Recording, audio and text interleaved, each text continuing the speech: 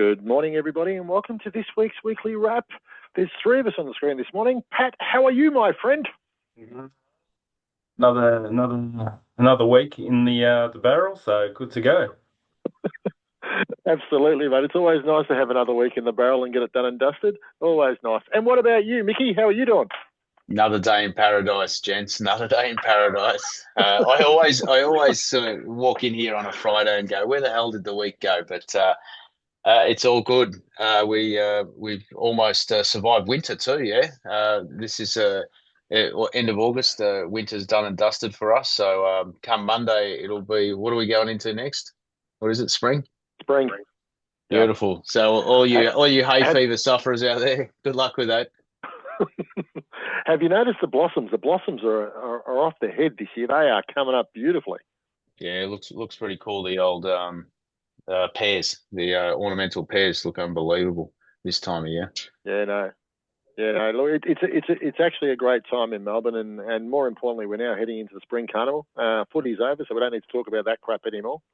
But yeah, so we can focus on things that matter. But Mirko, without further ado, you love talking about markets and you love giving us a market update, mate. So I'm going to hand over to you. I think and I believe it's been a decent week on markets with record levels being hit Yeah, again. we've had a few record levels, that's for sure. So the S&P 500 in the US managed to close at a record high last night. So going great guns, and we've seen sort of a week where we've had pretty much green screens most of this week out of the US, which is a complete opposite to what it was last week, where it was pretty much red screens that we were talking about. So market is still sort of pretty shaky by way of ups and downs and consistency.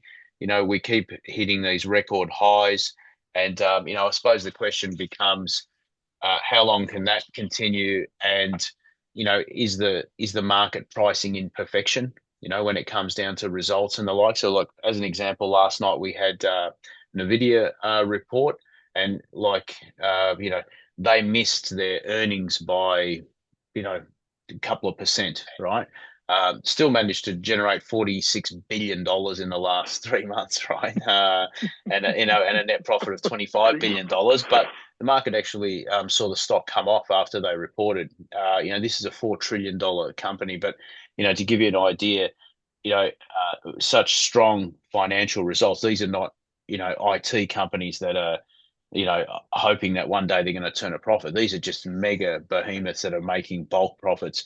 Yet the market is still very harsh on them as by way of expectations and the like. So S&P, yeah, like I said, record high, closed above 6,500. I think it was last night for the first time, which is pretty impressive. But when you get to these levels, the market always looks for reasons not to be at these levels as well. Yeah, and people are calling when is there going to be a reversal and the like. So as always, we're sort of maintaining a close eye on that and not getting carried away and forgetting about the important things, and that's the short-term liquidities and the like for our portfolios. But yeah, so overall, it's been a decent week. The Aussie market is up, just managing to etch up at 0.06 so far, and today we've opened up. What are we at 10.15? Just in the red at the moment, but we'll see what happens. No, fair enough. And I believe AI ChatGPT has actually opened up their first office in Sydney this weekend. This week. Yeah, that was the mail that they've opened up in Sydney, and I suppose going back to that Nvidia results, the question of how long will this AI boom, if you like, last? I don't think it's going anywhere anytime soon, but I think it's important for investors to decipher between the haves and have-nots when it comes to these markets. And I feel like, we've got the seven mega caps. I think that we're going to have some very binary results here, and you certainly want to be backing the profitable horses as opposed to the hopeful ones, I would suspect. Yeah, no, fair call too, mate. Well, look, thank you for that market update. It's good to see that the world is moving in a good spot. I guess before we go on to other things around the world and have a chat about what's gone on in this last week, it'd be remiss of us not to actually talk about what actually occurred here on the home front, and the tragic events in Parapunka during the course of the week with the shooting of 2 police officers from that point of view. And our thoughts go out to the families and to the impacted communities first and foremost. It blows my mind that people go to work and don't come home. And particularly for the ones that serve in our communities who are trying to make us safe from that point of view. It's just absolutely tragic. And when you think about Parapunka, this is just at the base of Bright. And if you want to know where God's country is, I think Bright and that part of Victoria would have to be the most amazing part to go and visit if you get a chance. And that's at every season.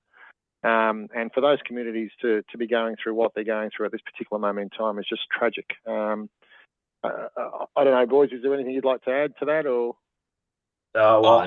I grew up around North East Victoria, not far from there, and those sort of things ruin communities, and it's talked about for a long time. So, yeah, definitely thoughts and prayers out to those families. Yeah. Look, this morning, Pat. Sorry, Mick, go on. I was just going to say, not much you can really say apart from absolute, condolences to those families, and spare a thought for all those guys that work on the front line, because their families see them walk out the front door of a morning and wonder if their loved one is actually coming home, and it shouldn't be like that. I think what we're seeing here is it's a tragedy, and it's actually really disappointing that some of the most important people in our community don't get the respect and looked after the way they deserve. No, absolutely. And look, I think I was watching the news this morning, and a particular resident in the area was just talking about, I think the older police officer who was killed, who was just about to go into his retirement years. He was 59 from that point of view, and she spoke about how he was an amazing human being who was looking forward to the next stage of his life that's just been taken away from him, for no other reason than executing his job. For no other reason. And and this is, I don't understand the circumstances, I don't understand the facts, I don't know whatever from that point of view, and I don't want to get into any debates on these sorts of things, but these are the dangers of when we let things like views and thoughts go unchecked. And I just think what we've got to do as a society is just slow it down a little bit, because stuff like this shouldn't happen. But to all the people out there from our end, and I know sometimes words seem insignificant, but I think the whole of Victoria are feeling it. And Pat, I echo your sentiments there. I do think particularly communities like that part of Victoria and all of regional Australia, in truth, when things like this go wrong, they destroy those communities and have impacts that are forever lasting, which is just tragic. Moving on, and I guess a couple of things. Last week was a really, really big week at a global perspective, particularly for Donald Trump. If you remember, Donald Trump put a lot of work in last week, meeting with Putin in Alaska, then a meeting with Zelensky in the White Office, and then this whole concept of actually we're going to get these two protagonists to come together and meet, and we're going to get peace, and life's going to be fantastic, and Donald Trump deserves his Nobel Peace Prize. So there was a lot of razzmatazz, everything was exciting, and bang, guess what? We are nowhere near it, and the idea of a meeting between Zelensky and Putin hasn't occurred, and if anything, Russian aggression has ramped up, with bombing in Kiev virtually doubling and tripling in that period of time. Is this a case of Putin playing Trump, do you think? Possibly. When Trump, his whole election was that I'll end the war within a week. That obviously didn't eventuate. And this was the first move where we thought, okay, he might be trying to broker a peace deal. But I don't know, Trump, the substance behind Trump is eroding very quickly, I feel. Yeah, fair point. What about you, Mickey? What's your view there, bud? Yeah, it just seems like a complete circus charade. In truth, nothing seems to surprise me anymore, and I don't know that this war stops until Putin decides it's going to stop, and no amount of meetings is actually going to make any difference. To be perfectly blunt, is my gut feel on that. And no point having a meeting when President Zelensky's not involved. You'd think he's got a bit of a say in that, yeah. Couldn't agree with you more, mate. You know what? Donald Trump reminds me of that hopeful parent. You know, that parent that sits there and goes, "I hope my kids are going to be fine." And he's continually having these chats to Putin, and I genuinely think he likes him. I genuinely think there's something there, and he has this hope, and then Putin then goes away and just disappoints him at the end and just does whatever he does. So it's just. Well, at least they got in the same room and they had a meeting. Unlike our Australian Defence Minister, who claims that he had a meeting, but the US is saying no, there was no meeting. So yeah, going real well that way. Yeah, so maybe I might fly to LA over the weekend. And just get on a return flight and say, I met with President Trump. It's all good, guys. Innate's going to be fine. We're going to be looked after. No issues here. Mate, all I do know is you couldn't make this shit up. It's just bizarre. You couldn't make this shit up. Now, one thing I do want to talk about the Trump administration at the moment. So Donald Trump is making a really big call about walking around saying, I'm not a dictator. And I'm not suggesting he is a dictator. But the reality is anyone who disagrees with Donald Trump is either fired or removed. So two people in point, like we got Susan Moranis, who's the director for the Centre of Disease Control. She was appointed a month ago from that point of view, and she was subsequently fired and now removed because she wasn't aligned to the president's agenda. Now, that was that one. And then we've got Lisa Cook. So Lisa Cook sits on the Federal Reserve Board, and as you know, Trumpy's been having a fight with Jerome Powell but can't remove him because to remove a board member, you need to have cause. So what they've then done is they've gone through the files, had a look at the other members from that point of view and found Lisa Cook, who apparently many years ago bought a principal residence and nominated it as a principal residence in order to get a discounted interest, and then went and bought another property a week later and claimed that to be her principal residence in order to secure a discounted rate again from that point of view. So she fudged the numbers. That seems to be the point. In saying that, that's been the trigger or that's been the cause for Trump to now remove her as well. And the reason for it is what Trump is wanting is to have enough appointees on the board so all of a sudden when the Federal Reserve meet to vote for interest rate levels, he would get the result he wants. Is this the way a democracy works? Well, it sort of feels like the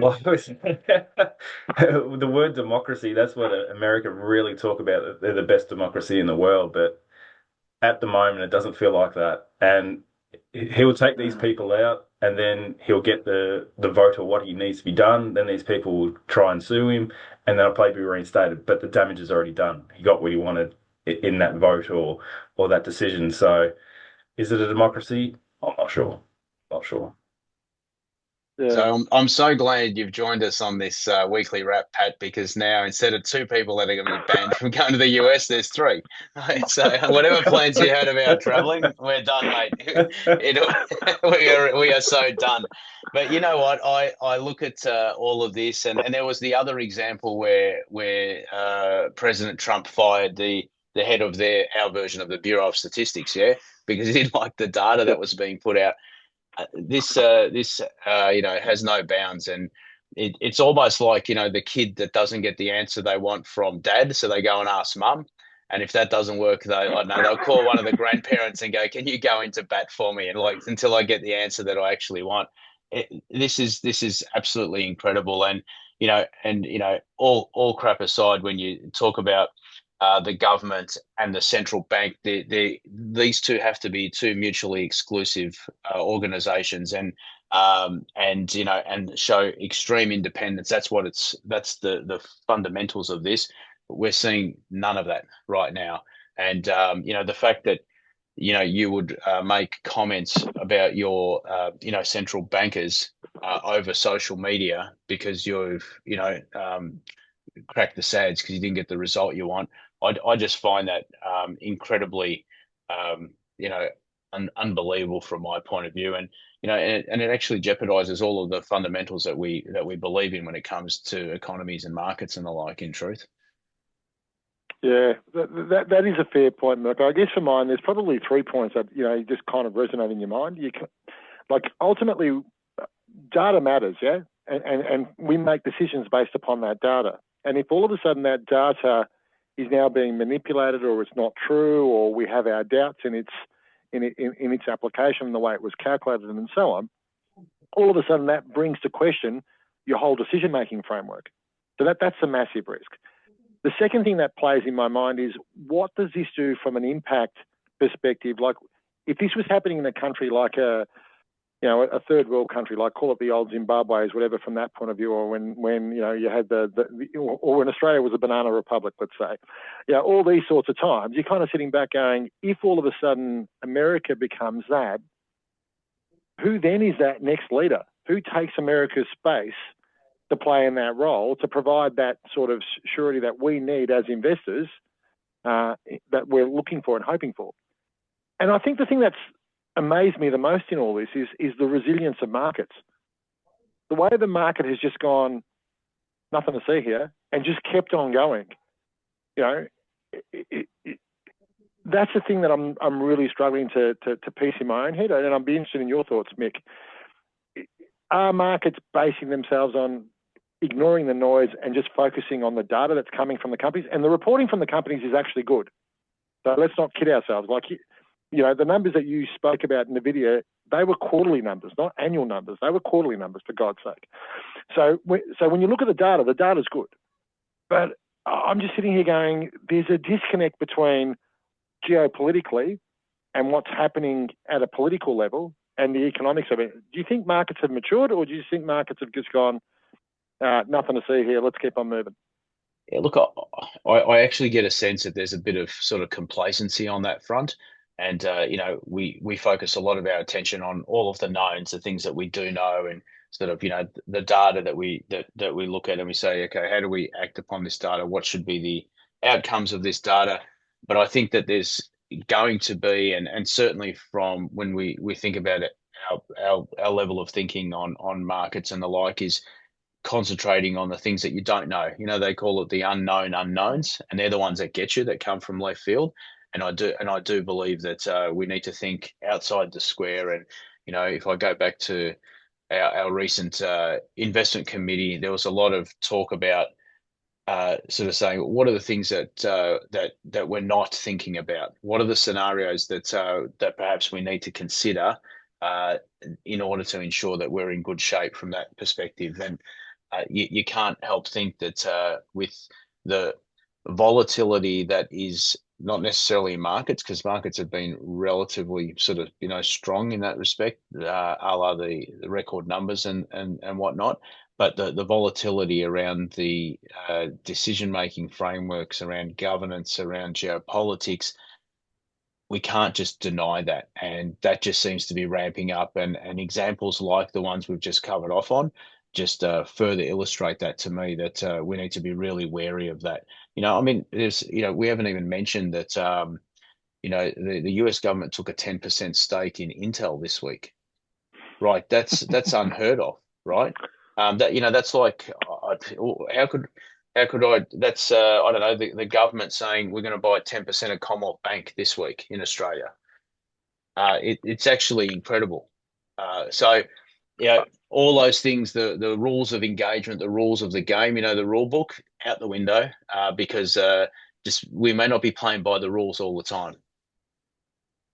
I would argue that when the government takes stakes in businesses, that's a different political system. Correct. Yeah. No, don't disagree. Do not disagree one iota. I would argue. I just kind of sit there and think, when we were all growing up, you either had, you had communism, you had socialism, you had capitalism. We seem to be deviating from the laissez-faire approach. Let me tell you, this invisible hand is becoming Trump's very visible hand. We need another ism. We need another ism. I'll think of one during the week. I think we'll just call it Trumpism, mate. We'll just call it Trumpism. Now, interestingly enough, this year, and circling back to the Australian economy from that point of view, we've noticed Rio Tinto has recently announced some job cuts, some heads will roll, and the ANZ, and imagine the embarrassment of this, so their HR department's doing real well. They've sent out the email telling people where how they can get redeployed without telling them that they're actually losing their jobs first of all, which is pretty ordinary. But we'll leave that alone. Pat, you and I have seen a number of clients, and Mick's been seeing a number of clients too. We've noticed there's been an uptick in redundancies. And when economies are going well, there's never redundancies. I think redundancies were kind of dead there for the last 10 years, and all of a sudden there has been an uptick. When that occurs, is that a sign that the economy is slowing? Or is that a sign that technology is taking? What are you seeing out there, mate? Well, unemployment numbers are still low. So is that an example of a retiring workforce, or is it basically AI taking over so many jobs, or is it even globalization where it's offshoring jobs now, where we've always talked about it for many, many, many years, but maybe is this the fruition of that? Is this where it's coming to now? Yeah, that's a good point. Actually. Yeah, look, I think you're right on all those fronts in the sense that I think what it is evidence of is I think industries are being disrupted, and I think it's evidence of, and I do think there is that movement with the retiring workforce as people are moving out from that point of view. In saying that unemployment is low, I guess the question there is, are people checking out of looking for work, or what is that case? Because ultimately, to hit the unemployment definition or to reach that definition, you've got to actively be looking for work. So if you're not actively looking, you don't meet that definition. So I guess that'll be interesting, and it'll be interesting to see how this plays out. But I think it's something we want to keep our eye on. Like at the moment, the number for unemployment here in Australia is low, no question about that. We did overnight, or a couple of nights ago, have a spike back in inflation, which we'll just check into that in a sec. But if we start to see inflation going back up again, as we saw the other night, and if we start to see an uptick in in unemployment, that's the ugly thing called stagflation coming in very quickly if we're not careful. Definitely, and that's where the ugly recession word pops its head in as well. Yeah, but I think we also the transition of intergenerational wealth might also have a play to do with that as well, because we do have an aging population. We do have a lot of wealth being transferred to another generation. So maybe that generation is getting an early retirement. That's a fair point. You figure mum and dad have done all the work and I'm going to sit back and enjoy it. Oh, I wish. On the streets. Well, let me speak to your kids, buddy. That'll be fun. Now, Mirko, over to you, mate. Just the ANZ is having a punch on with its working from home policy, and the new CEO who's come into the ANZ from that point of view has turned around and said, well, if you don't want to come back to the office and you want to continue to work from home, that's fine. We're happy with that. But what we're going to do is cut your pay. This argument of working from home and finding a fair balance between the medium of coming into the office, working from home, doing whatever, this argument doesn't seem to be going away. Do you see this being resolved anytime soon, or do you see this being is this something that the government, i.e. the Victorian Socialist Party that we have here in Victoria, who wants to impose such regulations, do we see it being a government-led thing, or do we still see this being something as negotiated between employer and employee?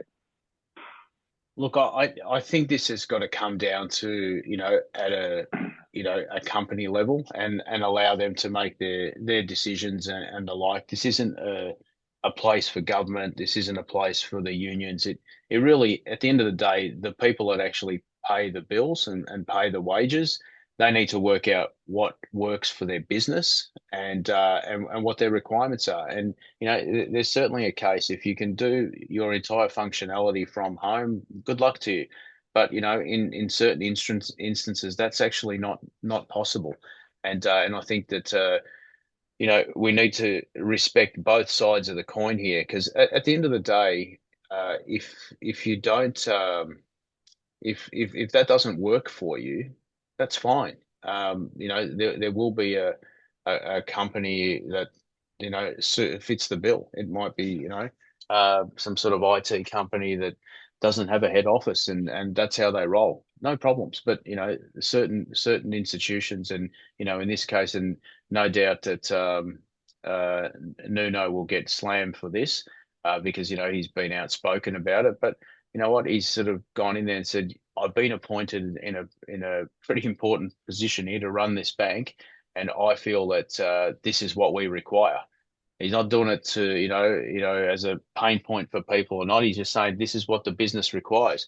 Now, until somebody decides that that is not what the business requires, well, that's how it is. But I think that we're always looking for, heads to roll, someone to blame on this front, someone to sort of save the situation, and sort of go, well, what's the other option? And ANZ says, well, bugger it, we offshore the majority of our workforce then, and is that what we do? And then all of a sudden those unemployment numbers that Pat was talking about all of a sudden don't look so flash. So I think there's got to be a bit of give and take from all parties here, and I don't know that he's actually said that everyone has to be back in the office full stop. He's just sort of saying that there's a certain, half your working days need to be in the office, and I get that. There would be nothing more desponding than being on a floor that could potentially have 100 people and there's like 3 bodies in there, and we all know guys that do like to come into their offices, and they're telling us about these stories. It's a and that's where the magic happens. I think the thing that's also been lost here is the concept of culture, and I think the other thing there too is that's where we have our learned relationships. Like Pat and I had a discussion with a client only a couple of days ago where we were actually talking about this very point, where you sit back and you go, well, how do you actually transfer knowledge? How do you actually, how do you actually teach? And through the nuances of social engagement, of having ongoing communications and conversations and so on, and learning. So, from that point of view, and this is the hard bit. This is where you kind of sit back and go, well, okay, part of our obligation here is not only just to run businesses and employ and whatever from that point of view. Part of our obligation and part of our social contract with our peers is to train and teach and help them and help them leapfrog too, yeah? But if you're not present, you can't do that. And I think the other thing, the point that you raised there before, Mirko, is on that global front. If all of a sudden you're not present from that point of view and your job can be done from anywhere, what you are doing is you're opening yourself up to saying, well, actually, you don't need to be there. So that means somebody anywhere in the world can do that. And in a globalized world, going back to Pat's point of globalization, if I can get a widget that costs me $4 an hour versus a widget that costs me $50 an hour, what do you think we're going to do? You don't have to be a nuclear scientist to figure out that paying $50 an hour when you can get it for $4, you're not going to do that for too long. So this is the challenge, and I think you're right. I think this is a negotiation tool between employers and employees. And this is a negotiation tool which is fit for purpose, which works both ways. Because likewise, as employees' worlds evolve and as they have kids and all that kind of stuff, as their families are expanding, they need that flexibility. That's common sense. We're also in a world where the world has changed dramatically too from where it was 30 years ago. Today, mums and dads are both working. Not because they want to, but because they need to, because house prices are so expensive. So we've got to be mindful of that too, yeah? So it's a balancing mechanism. Like if you've got a family of 2 or 3 and you're both working, bloody hell, it's busy. It's not, like if you think about between training, between school, between, all the other activities you've got to do, and that's assuming the kids are fine. Heaven forbid if the kids are unwell or unhealthy or they need doctor's appointments, whatever, from that point of view, you've got a whole raft of other issues. So I think there needs to be some flexibility, but this bipolar approach of you either got to be absolutely back in the office or I'm going to be absolutely working from home all the time. It doesn't work that way. We've got to find something in the middle, I think, is probably where it needs to be. And look, I think I was just going to say the big kicker in that story is that they're talking about potential wage adjustments or lack of opportunity for wage increases if you're not doing the required time and all that sort of stuff. Again, it's a business decision, and it's also the employee's decision to say, well, is it an organisation that I want to work for?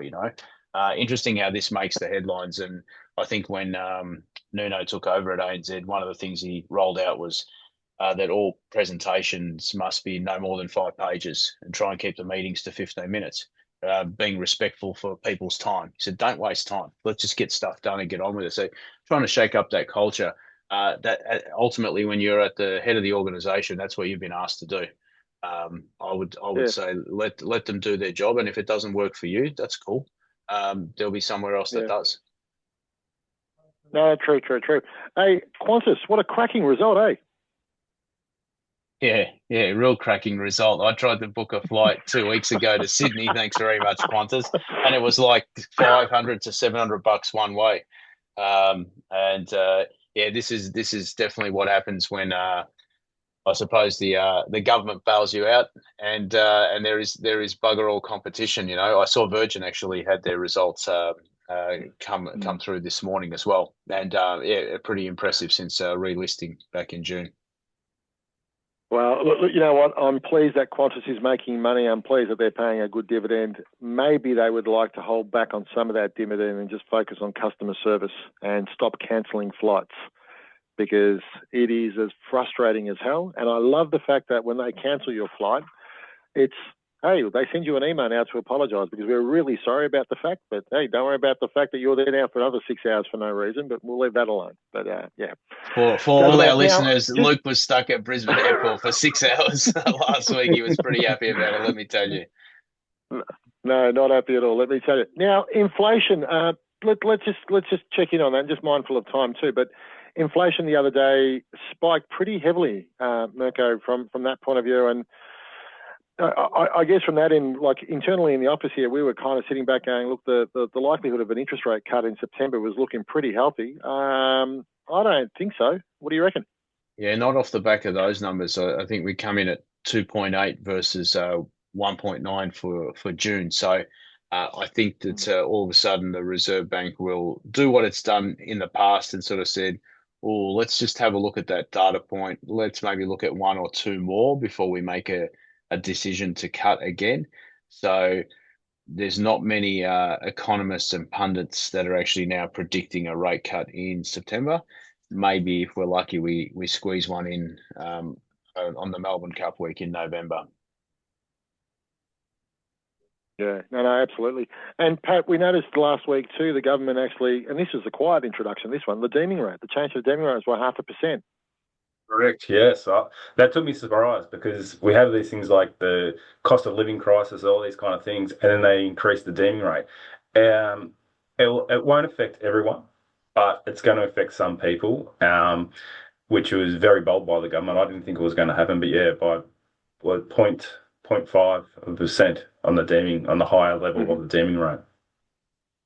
Yeah, it was a big change, but it was interesting. They also announced it in the week of the Productivity Commission, so the newspapers were pretty full of all the tax reform ideas. So it was just one of those things that it got mentioned, yeah, and then no discussion around it. So yeah, it was very, very, very good strategy by the government in terms of there was enough in the flood zone for this to just kind of filter through with no one noticing. They've been frozen for a very long time. Yeah. Mind you, in saying that, this is really, I don't know if it's going to, unless you're really close to the border, I don't really think it's going to impact you on a pension side. But I think where it might catch you or catch those is probably on the low income healthcare card, because that probably got a bit too generous. Would that be fair to say? And it's still pretty generous now, even with the new deeming rates coming in. So, but if you're close onto that border where, the argument is the benefit was there, so why wouldn't you take it? But I think they're trying to scale that back now. Yeah, no, fair enough too. And I guess in the last thing that we probably want to have a quick look at, last week was all the hoo-ha around the productivity discussion, the talk fest in Canberra. We all got together. Wow, wasn't this great? Let's backslap and tell each other how wonderful we are. All over, and we've seen nothing. No surprise, or are we just pondering? What's going on there? I need to be very careful what I say here, because one of my favourite sayings is that it gave us 2/5 to 5/8 of stuff all. And for those of you that are wondering, that equals 25%, because I like my numbers. There's not much that I was getting too excited about in that productivity commission, and it could have just been another talk fest. Let's be honest. Yeah, I think you're right there, mate. Pat, anything to add there, or you're in agreement? I think the tea and biscuits were good at that meeting. That's about it. Fair enough too. Now, gentlemen, I know it's tragic news, particularly for us Essendon supporters and North Melbourne supporters, because our teams are just so wonderful. But footy season is finally done. That means we're now free. What is good about being an Essendon supporter and what is good about being a North Melbourne supporter is you can actually go away in September and not worry about it. So that's kind of cool. So that's always good. Now that we've got the free weekends, what are we? In the gardens with mowing lawns, fixing up that list on the fridge that's been written for us to do? What's going on? We've still got Melbourne Storm in the NRL, so life's good. We're top 2. On your Paddy. Cricket season's right around the corner as well, so there's good We'll times ahead. we'll cling to that. I'm happy with that. And they always say if you book your holidays and flights in advance, you're usually able to get discounts and whatnot. The 3 people on this screen, we're more than able to book our holidays in advance and pick up some good discounts. So it's all good. Hey, don't forget, Grand Slam tennis is going on. US Open. I know I know, Luke, you don't like tennis at the best of times, but I do. I don't mind that. And if you get up at a reasonable hour, you could catch some pretty good night matches coming out of New York too. I think if I'm not incorrect, I think Alex de Minaur might be on court now, or pretty soon he's got it. Well, I think he got held up by a 5-setter, so he's going to be playing into midnight probably in the US right now as we speak. Oh, geez. Oh, well, fingers crossed. Hopefully he does well for us. All right, boys. All right. Well, look, thank you very much for joining me today. A lot of fun, a lot of good discussion there, I dare say, from that end. Wishing you both a wonderful weekend. Thank you to our team as well for all the work that they do as well, and to all our wonderful clients out there. Have a cracking weekend. I believe tomorrow is going to be really, really cold, so stay indoors, stay warm. A nice glass of wine, I dare say, will suffice. And enjoy the quietness. No footy season. Cheers, guys. Perfect. Mm.